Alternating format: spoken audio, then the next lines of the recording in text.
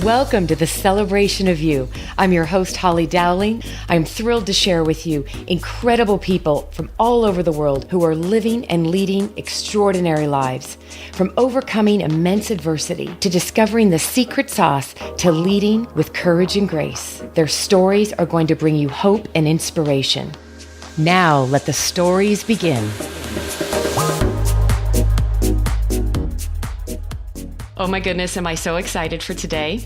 I don't even know, I'm not even going to give a huge introduction because you're going to all be blown away when you get to realize the voice on the other end of this is the most beautiful, precious, and I just found out probably a kindred soul sister of mine, and you'll find out more about that. But Mikaela Hoover, thank you, my love, for being with me today. What an amazing introduction. Wow. Thank you. I am so honored to be here. David, your brother, has just spoken the world of you, so it's so nice to finally meet you. Well, I can't believe that once again, we're going to have to give kudos to my wonderful brother, right? And we're going to send him a note afterwards and go, He's hey. pretty incredible. He really, really is. Well, let's start there because actually, this is why I'm so excited is my brother introduced us. And so for people, I do have two brothers. So we're talking about my baby brother, David Dastmalchian, that is an amazing actor, writer, and most of all, an amazing human being. But David. I was going to say, yeah. Yeah, and you two met. An amazing human being. It's incredible. On the set of Belko in Colombia. Tell me about it. Yeah, tell us about that. So we did a movie together called The Belko Experiment, which was in Colombia. And David was actually the first one that I remember really, really talking to on set. And I had just come, I was in one of my best friends got married in Italy. So I came late to Colombia, and everybody already kind of had their clicks, when I got there. And your brother was so welcoming and so amazing. I was so nervous because I was in a foreign country and, traveling down there by myself. And he really set the tone for what the experience was going to be. I mean, and the first thing he said was, "You remind me so much of my sister," after 10 minutes of talking, which I think is, I know is such a huge compliment because your brother's so amazing.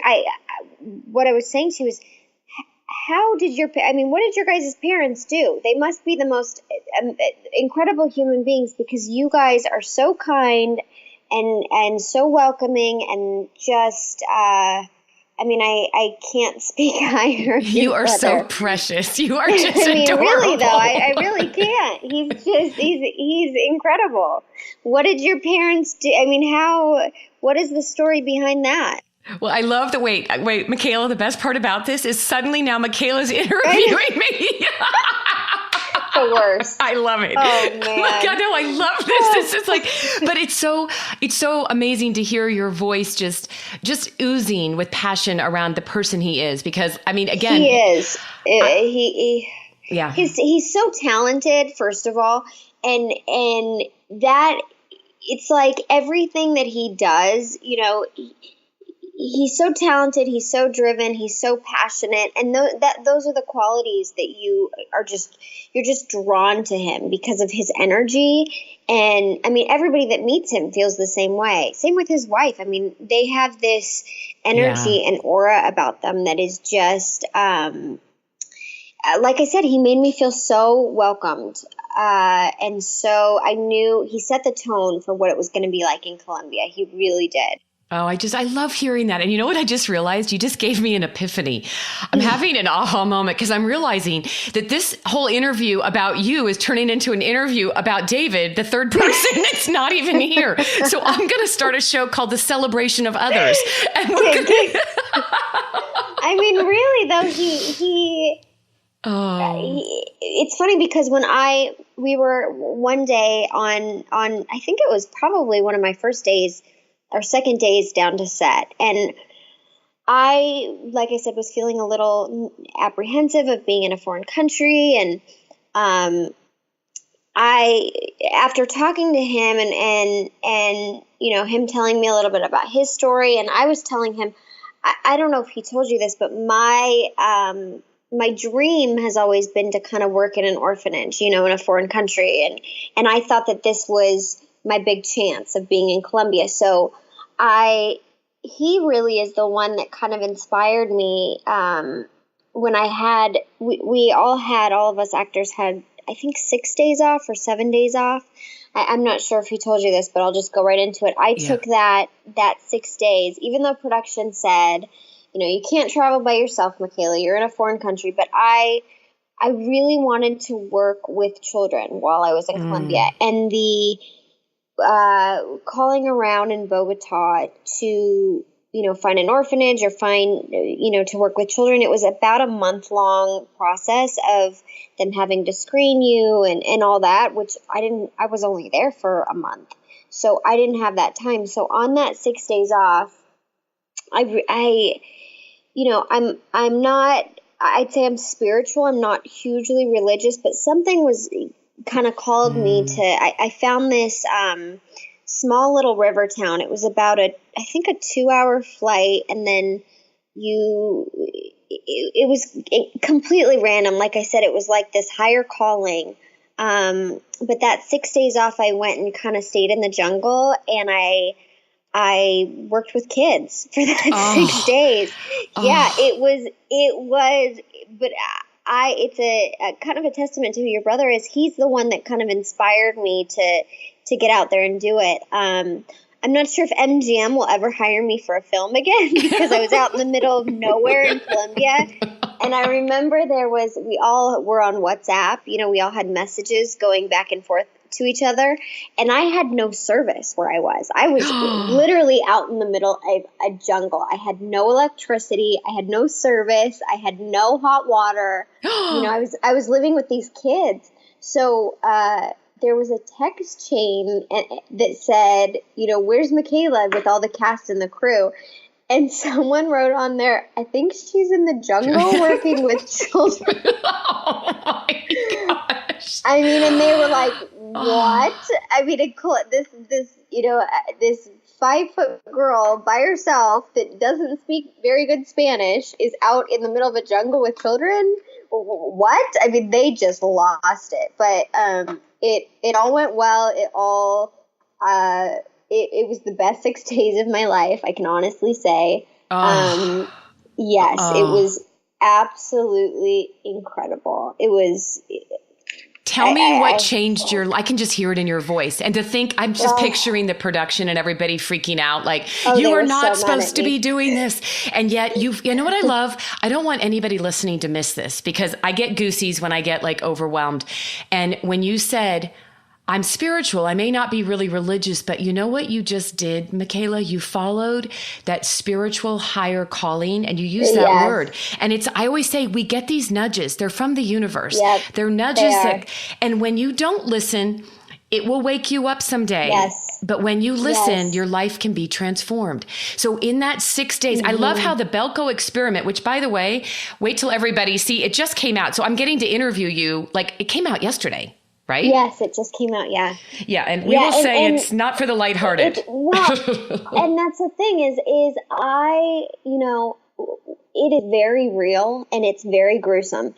And I got a little bit depressed while I was there, because when you're, around that environment of a horror movie or of something like that, with all this killing and all this, and you're in a foreign country, I got very I was, like I said, I was depressed. So I needed to find something that, and I was a little bit, to be honest, I was pretty depressed on where I was in my life. It was a very hard, it had been a very hard year. I knew I needed to do something, and it was just I mean, a lot of people went and did went island hopping in Colombia and did that. But I knew, and I want to go back. It's my dream to go back. But what I did was I went to this little jungle kind of town,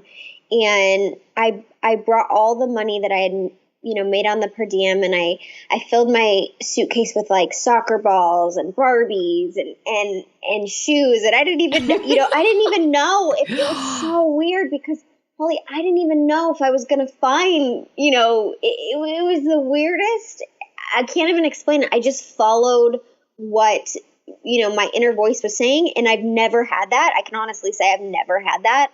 But I just knew it was going to work out. And I remember people saying, you don't even speak Spanish. Like, how are you going to, you can't just go and find a village with children and randomly, they're like, it's so dangerous in Colombia. And I just kept saying, you know what? Love's universal. It's going to work out. It's and you knew it.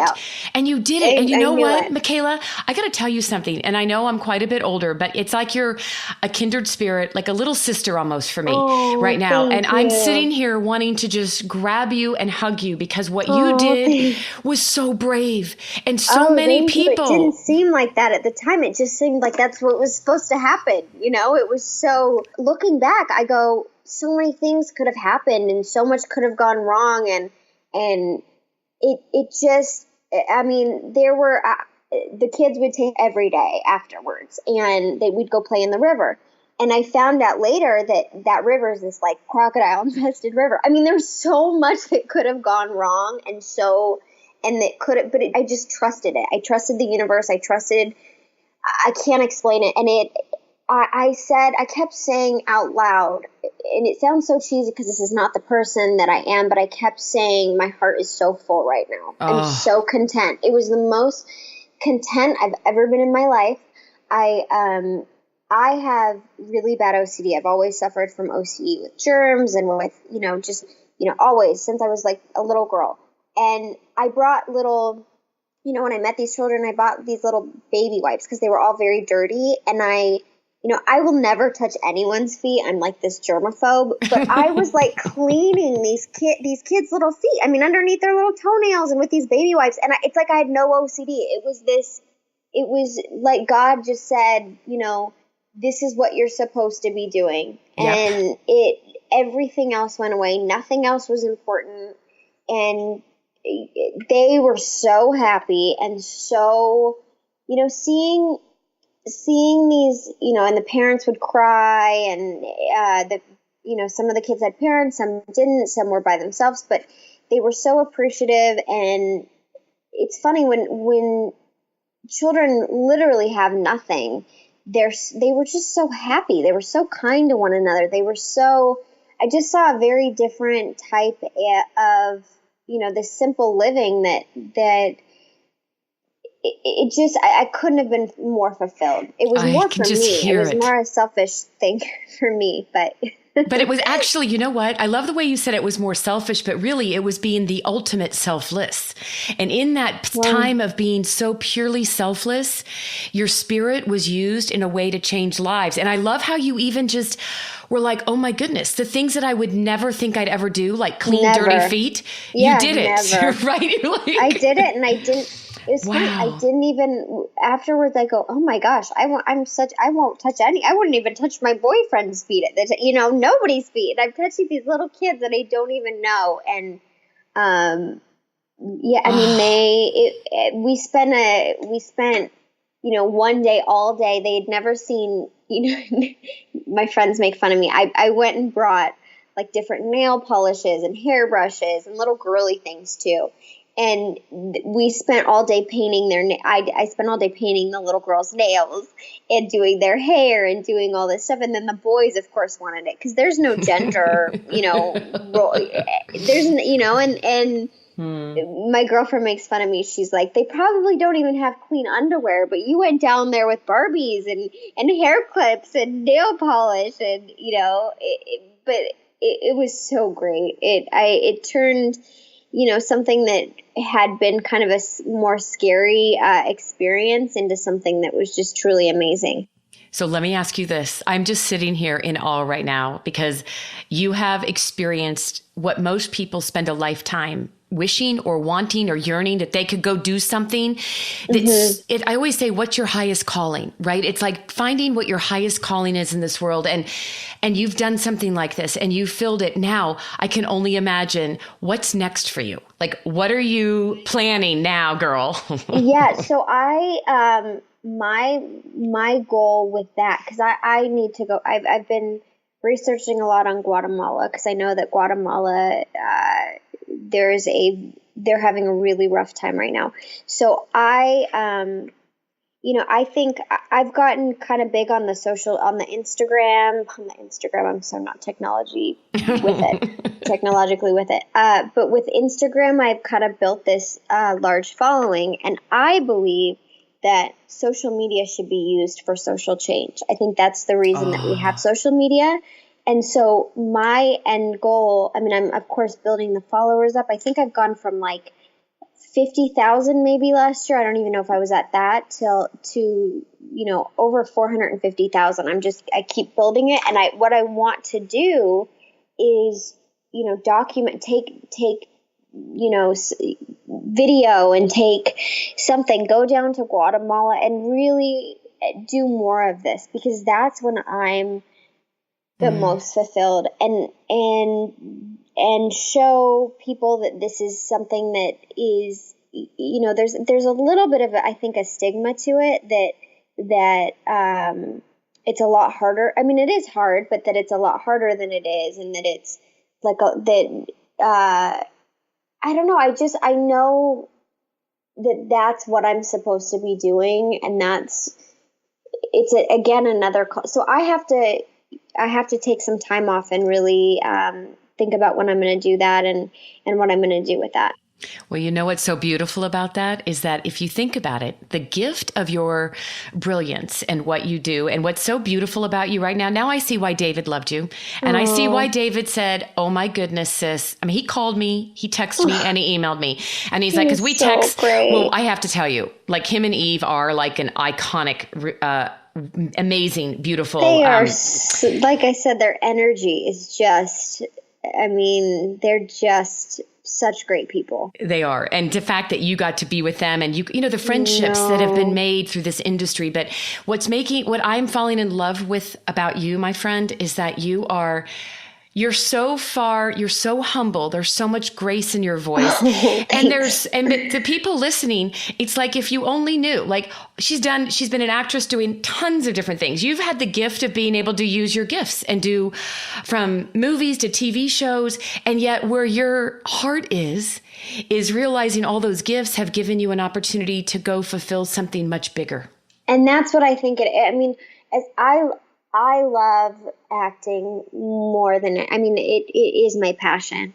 But I love helping and being with children even above that. So what I've discovered in Colombia is, because I do have this social platform and because I do have I think it's kind of a social responsibility that we have as entertainers, because people, whether we want to admit it or not, people are kind of looking to us for different things. And I think it's really an injustice when people don't use that. And I always say, if the Kardashians wanted to change the world, they could. I mean, they have so many followers and so many people looking up to them.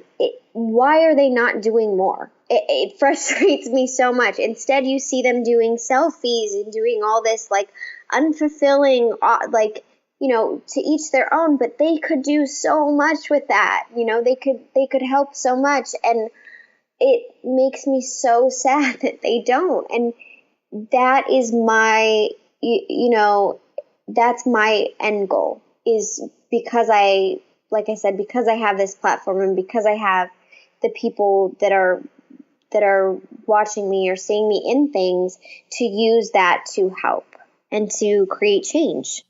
And that is why your life is so fulfilled, right? I like to, you know, and if you think about it, Mikaela, I mean, in what I do out there in the world, I mean, I think it's really helped many people of all ages rekindle the spirit of what is your definition of success and fulfillment. Mm-hmm. And for you, figuring out this is what life is about, and you're having the opportunity to be around a lot of other people that could have a tremendous mm-hmm. influence. You know, I actually loved something you just said. I had to write it down because I think that's a huge takeaway right now for me and for everybody that will be listening. And that is when you said social media should be used for social change. That's what it's for. I love that reminder. Yeah. Mm-hmm. Seriously. I mean, we all needed to be reminded of that. Now, let me ask you something, because the other thing that we found out that we all have in common is that Mikaela and her family and my family are both we're half Persian. Your mother's yes. half Persian. My dad's half Persian, which we don't really get to talk about that with a lot of people. So take me to your childhood. Just for fun, take us through a journey. You started dancing at 2. Is that right? Oh my gosh, yes. I love dancing. I'd love to get back into it. But yeah, I started dancing at 2 years old, and I grew up in Spokane, Washington. My mom is Persian. My father is Italian, and then there's some Spanish in there as well. But I grew up in a mostly white. I mean, I don't know if you're familiar with Spokane, but it's very, I was one of the darkest people there, and I'm not that dark. But I'm oldest of 4, grew up in a really small town out on the outskirts of Spokane. I couldn't have had a greater childhood. But yeah, my mother is Persian, and I don't think that, again, talking about social responsibility, in Belco, I actually played a Muslim woman, and I had a hijab and everything. So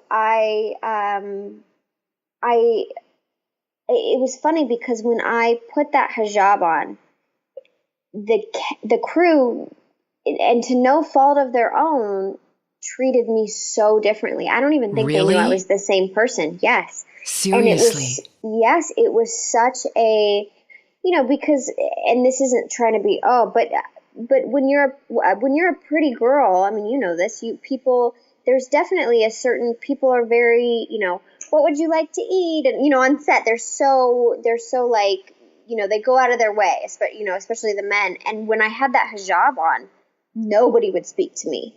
Nobody said anything. Oh my goodness. I'm in shock right now.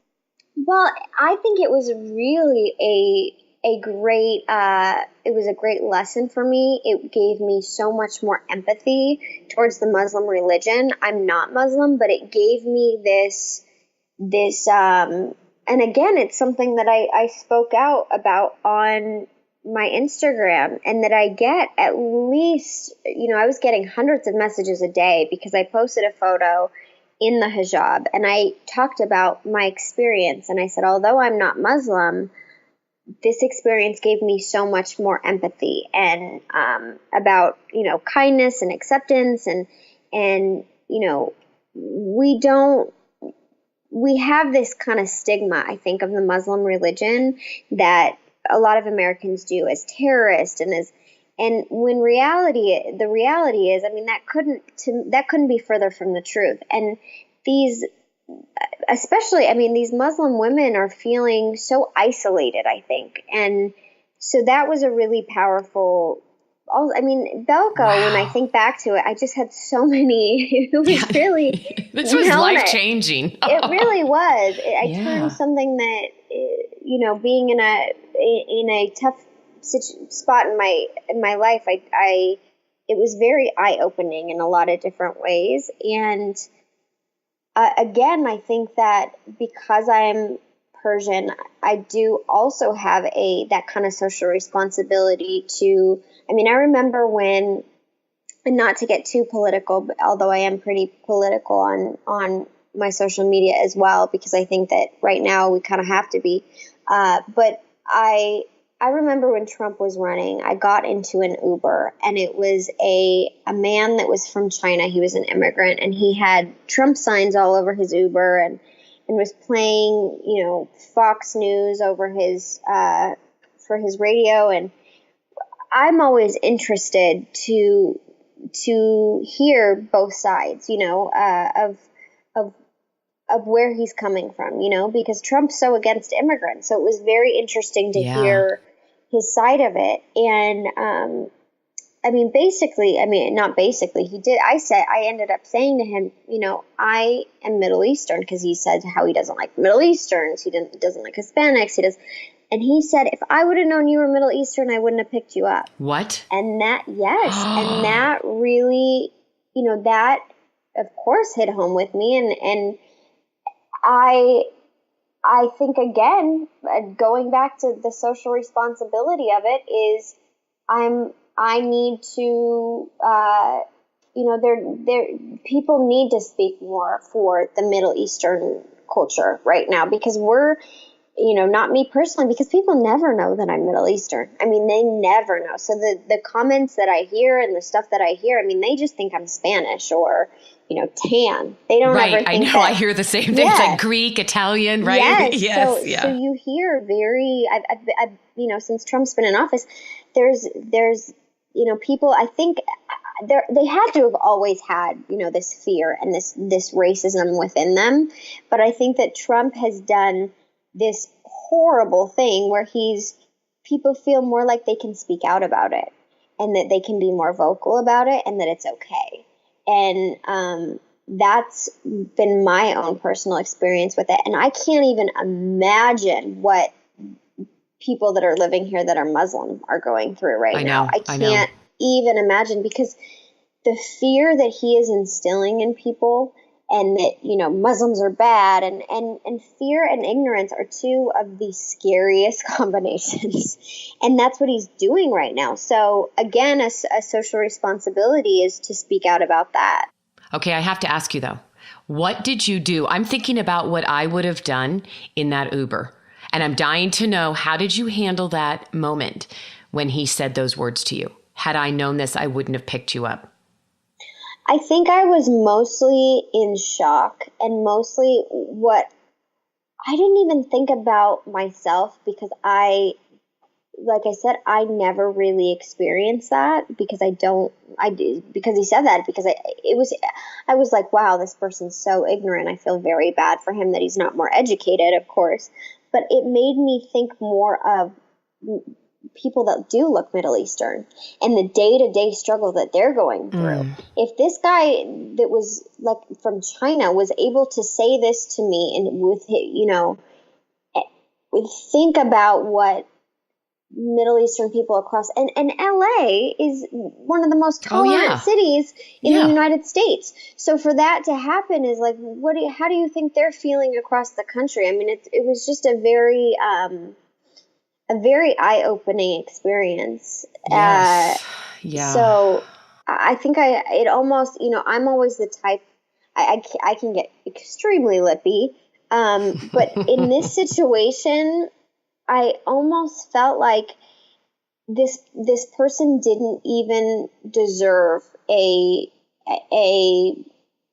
for me to even say anything. It was almost like that's his own. I mean, to even say that, I mean, I am in your car and I am Middle Eastern. So if you would have known that I'm Middle Eastern, you would have picked me up. I mean, it was so ignorant that it was ignorant. You're right. Yeah, it's so ignorant. Yeah. It was so ignorant that you can't even, there's a point where you can't even fight with someone like that. You can't really, I mean, you can educate as much as you feel like you possibly can, but that person didn't want to hear anything. He has his beliefs set in stone that he when it goes as to that far as to saying that, there's nothing that can be said. But little by little, I want to be more vocal in how I am, Persian, and how, because I'd say 80% of people that follow me or follow my career, none of them know this. I mean, I have on social media so many people from Middle America that I'm sure that I have the Persian flag in my bio, but that was something that after Trump, started his Muslim ban and all this stuff, I decided to put that in. Good for you. And I lost. I'm proud of you. Oh, thank you. I lost so many followers from it, but that's what you're supposed to, I don't want those people anyway. But I'd say that a lot of people, they don't know. And it it's something that when Trump got in office, I was speaking out so much, and so many people were saying, listen, you have such a big following. I don't think it's a good idea for you to involve politics in this, and for you. And that's not who I am. I mean, I can't keep my opinions with that kind of stuff to myself. It's a different thing to me, it's totally different if you're a Republican or a Democrat. I will be open-minded to both sides, and but to follow a lot of the things that this man is saying with his views, that's something that if I didn't speak out about it, I would feel unfulfilled and be very disappointed in myself. Well, exactly. And you know what? I keep seeing these words going through as I'm listening to you. It's flashing in front of me because it's something I speak a lot about, especially for women. Like I do men and women, but it's so powerful right now, Mikaela, because one of the things that I help women do is to stand up for what you stand for. And that's such an important thing for me. It's like these pillars that I am very passionate about. And that is about courage, and it's stand up for what you stand for. And I want everybody listening to this. It doesn't matter. I could care less about your political preferences as far as me personally. But what I want you to hear from Mikaela is that it takes people. Stay true to who you are, stand up for who you are, and stand up for what you stand for. And if we are ever going to make any kind of change, regardless of what it is, it's just like what you did. You took the courage, even with a production crew saying, don't go to the jungle. And you were like, I'm going to the jungle, right? Yeah. But I mean, every piece of your life has been about you standing up. And I know, because I've heard the same kind of stuff, the more you become in the public eye, the more people, and I say this because I think people have great intention, right? So whether it's an agent or your manager or the people that they care about you and your success, they're giving you advice that they think is and I'm doing quotes with my fingers, by the way, in your best interest, right? Gosh. Yeah, of course. Totally. And you're like, no, and I'm willing to take the risk. Because it's not a risk. You're saying I would be not doing myself justice if I don't stand up for this. And you know what? I love that you jokingly, but you were very serious when you said, and I lost followers. And then you said, but I didn't want them anyways. I didn't know. Yeah. It's true. It's just like me. The reality is you want the people that are supporting you that you would support in return. And you're Could not be more true. And you're in the business of giving your gifts to the world. We get to be the beneficiary of people like you and my brother and other amazing people that are using your gifts to serve and do something extraordinary, but you're not so consumed in that. You're saying, this is who I am as a person, and I'm not going to take for granted the fact that I have the public's attention. And you look at it as a privilege, and what are you going to do with that? And I love that about you. Thank you. No, yeah, I'd say that my agents and managers have always said kind of stay out of, even like like you just said, when I went to the jungle in Colombia, I think because they think that they're protecting me kind of, that they're like, I get messages all the time of people saying, you're pretty and you're fun to look at. Keep your mouth shut. I mean, that's what you're an actor. Do this, and that is a lot of people's views about, that we're there to kind of entertain and then that's it. And we can't, but I do believe that this has been, like you just said, because I have been kind of put in the public eye, it is my responsibility, and it's who I am, and it's who I'll always be. I can't just sit there and quote unquote look pretty or do my job. I have to, give that social responsibility that I feel is needed. And you're doing it. And I love that you're doing it. And you're just saying basically, oh, well, everybody take it or leave it. But you know what? And I have to tell you something. So my brother, I found something that he had sent me, and I have to just share with you what he told me about you, because he just adores you. And he said, you're a ball of light, a serious ball of light, and your kindness is infectious. And he said he was so impressed. Are you ready? When you wandered off to explore the jungle, that he was so impressed by your self-reliance, your courage, and your adventurous spirit. And I had to tell you that because sometimes, and I really want listeners to take this away, Mikaela, and I want you to take a moment and truly be a recipient of the gift that I can give you right now. And that is that sometimes we don't realize the example that we are setting for so many other people in the world. So by you making choices to stand up for who you are, to go and do something so courageous because it was so burning in your spirit, and to follow it, and other people. So just like that, the courageous, infectious kindness, your spirit, people are watching. And especially because you're passionate about working with young children. And by the way, I'm totally going in a left field, but I have all these things and I know we're running out of time, but I'm like, I want to make sure I introduce you to Monique Coleman. She's another actress, a very dear friend of mine. You can hear her story, and you two have so much in common. I'm freaking out. You guys need to meet if you don't already know each other. No, I don't. And she's really involved in Girl Up and with the United Nations. And you... Oh, I would love to get, You need to be involved. They will... I would love that. Yes. I can't wait. I'm going to tell the director, I was just with them in New York last week. I'm going to be like, I know exactly who you need to meet. I would love that so much. I would love that so much. Well, thank you. Oh, you're welcome. There's so many things that I'd love to keep going. And I'm thinking, all right, I know we need to kind of wrap it up, but we might have to do a round 2. I know. I would love that. I would. But I will say, I mean, thank you so much to your brother, David. I think that it's, you both have that kindness and that energy. And I feel so blessed that I've met both of you. So thank you for that. I'm very grateful. Well, you just inspired me too. I've been thinking for quite a while. I think it's time that I get to interview my brother. Oh, have you have not yet? Oh, no, we have not. My gosh. I know. The world needs to. It's funny because he's so talented, and that's watching his stuff. That's the least of what because once you hear him speak, and once you talk about the most kind heart of any individual. I mean, he is just, he's so educated and so, I'm inspired by him. I mean, like I said, who are your guys' parents? They did such a good job. Who are those parents? They did such a good job with you guys because you both are very inspiring people. You need to interview David, and the world needs to know more about who he is as a person, because they already know how talented he is, and they're already fans of his work, but who he is just insane.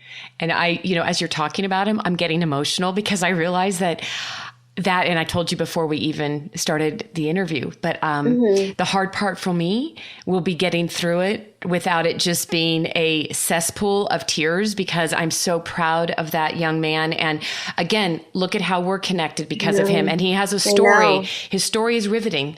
And he has survived, and he stands up for what he stands for. And it's no wonder you two have become such dear friends, and we need more of you in this industry. So, well, and he inspires me. I mean, so much. He really, I mean, he inspired me. Like I said, in Colombia, I don't think I would have had that kind of courage. And we didn't even, I mean, we weren't even that great of friends. He just, I mean, your listeners will hear once he speaks, they'll get it. I mean, he's just someone that you get it. And he's someone that I aspire to be more like. So, I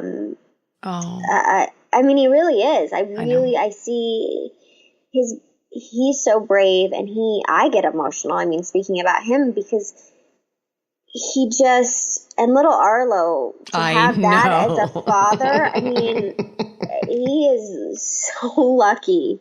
So lucky. Oh, little Arlo is the perfect combination of Eve and David. And I know we could go. I know. He is precious. They're such good people, and I can't imagine how proud you are as a sister to have that as your brother. He's a one in a bazillion. I'll say that. Wait till he hears this. We're going to tell him, because I told him, I said, oh my gosh, this is working out perfect that I get to interview Mikaela, celebrate you. I had no idea, Mikaela, that we were in for such a treat to hear literally the depth. So much. Oh, your spirit is a gift in this world. And I want everybody to know that after they hear this, which was going to be like in the next few days, I also want people to know that don't feel the need, like be prepared. Don't take children to the Belko experiment. No. They go out, they're like, oh, the Colombian experience with the children. They go out and watch it. They're like, no, it's very gruesome. Right. Just don't go watch that to see what Mikaela does in the jungle. That's a whole different show. Yeah, it's very different. Very different. Yes. But your brother's amazing in that, by the way. And I mean, have you seen the movie? No, it just came out. So my husband and I are going. We're going I think he's got us tickets for tomorrow. So I think we're going tomorrow. Yeah. It's not for the faint of heart. I'm not very good at watching I have a very weak stomach when it comes to blood and gore. So I close my eyes through a lot of it. But your brother's, the acting is phenomenal. Which just makes it even so fun, right? It's even scarier because you almost are like, wait, because the acting's so real, and that it almost makes it. It's not for the faint of heart at all.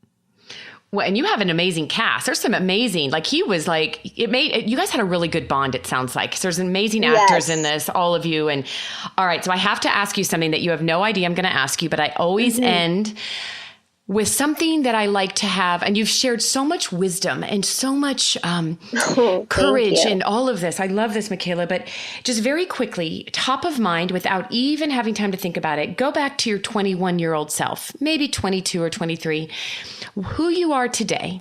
What advice would you give that young woman back at 21 or 22 years old, based on who you are today and what you know?